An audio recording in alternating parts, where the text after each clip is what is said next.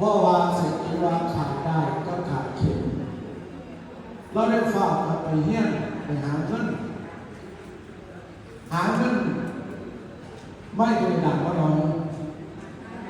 เดี๋ยวว่าก็ดัง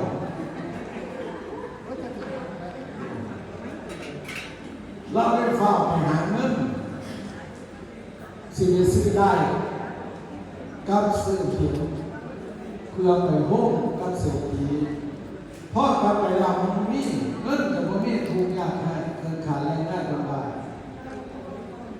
ก็เลยมาถึงการที่เรียนสิ่งนั้นจะน้อยพอได้ซื้อเก็บกับซื้อได้ดีใจแล้วดีใจเอาเลยเนี่ยก็เลยคิดพอได้เสียงลงก็ถามนี่คือยาละผมก็ได้แก้เสียว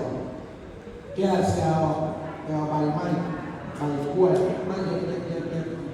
ไม่ได้เป็นเสียเป็นเก่งมือแค่เอาเป็นเก่งกับเสียวถูกมันใจเล่านะใจเล่าอาหารจะโยกศรัทธาแต่ไม่ส่วนโลกเราได้ประกาศไปตลาดหาขายสิ่ง